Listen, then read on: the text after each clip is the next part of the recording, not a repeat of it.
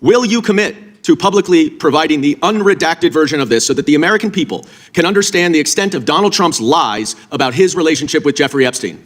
You're about as good of a lawyer today as you were when you tried to impeach President Trump in 2016. Have you apologized for that in 2019? So will you unredact this? Will you were unredact lead this? counsel on that. Privileged. I'm asking you, will you unredact this? Privileged.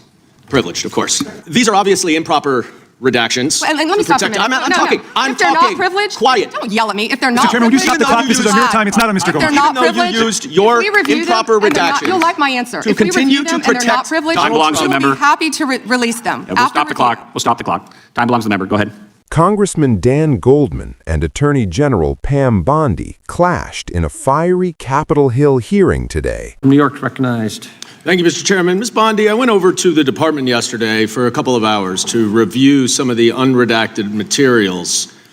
And I am looking forward to your detailed explanation for why you have withheld almost half of the documents, which is required by the bill. Now, obviously, there are 3 million documents, so I didn't get through much. But one thing I didn't see was the client list that you said you had on your desk a year ago. I did, however, find a couple of important documents. An 86-page prosecution memo from the Southern District of New York and a draft indictment from Florida against Jeffrey Epstein's co-conspirators. For reasons that I cannot understand nor are permitted by the bill, they were still redacted, even for members of Congress.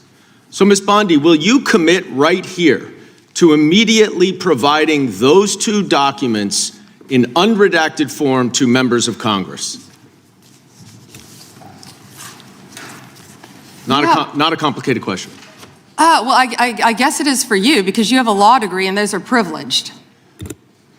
Okay, they're not privileged, but we will discuss that later. I also found an email that I have right here from Jeffrey Epstein to Ghislaine Maxwell that was unredacted, and it included notes of statements that Donald Trump made about his prior relationship with Jeffrey Epstein. Now, there is no reason for this to be hidden from the American people. There is no privilege, there is no attorney-client privilege, and I see you're checking with your staff, and I can assure you, staff, this is not under attorney-client privilege because it was sent from Jeffrey Epstein to Ghislaine Maxwell.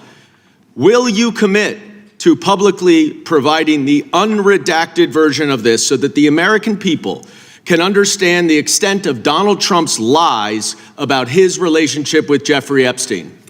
You're about as good of a lawyer today as you were when you tried to impeach President Trump in 2016. Have you apologized for that in 2019? So will you unredact this? Will you were unredact lead this? counsel on that. Privileged. I'm asking you, will you unredact this? Privileged. Privileged, of course.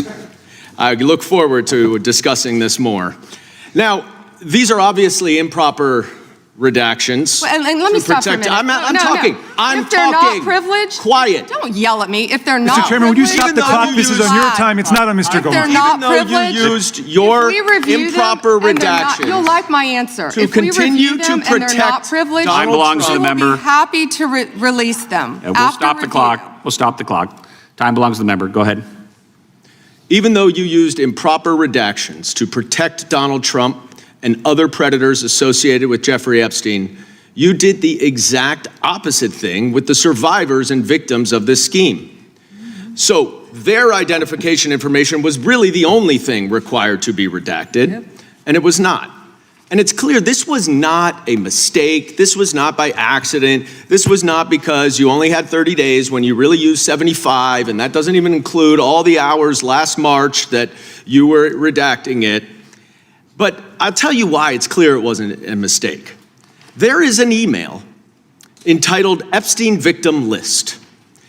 There are 32 names. One is redacted, 31 are not. So someone looked at it and decided to redact something.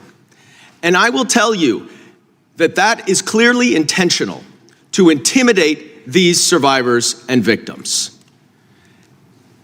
Now, in an interview last week, How will you tell me that's intentional? in an interview last week, Deputy Attorney General Todd You Blanche can't go off script. said that any victim that wants to speak with the department has done so, hopefully. Well, thanks to the incredibly brave people sitting here behind you, we can actually ask them if that's true. Now, would the survivors and victims who are here please stand up one more time? Just by show of hands, how many of you or your loved ones actually have met with the Department of Justice and provided testimony and estimate and evidence? None. And of those of you who have not met, which is everyone, how many of you have reached out either individually or through a lawyer or representative to offer to provide testimony and evidence? All of them. And of those of you, all of you who have reached out, how many of you were denied or ignored by the Department of Justice? All of them. And despite the shameful and despicable efforts by Ms. Bondi and her department to intimidate you, how many of you are still willing to speak to the Department of Justice? All of them. Well, Ms. Bondi, it looks like you have some more witnesses to talk to. Gentleman's time has expired. And I yield back. We will go to the good gentleman from North Carolina, Congressman Knott. Thank May you. I have a moment, Congressman? Yes, ma'am. Thank you. Here we go. Here's the photograph. This is why he wanted to repeat everything that had been said previously on Epstein. This is his state, New York. You probably don't even know who this is. Wahid Mohammed from Afghanistan. Yes, because I'm no longer a prosecutor. Convicted of assault.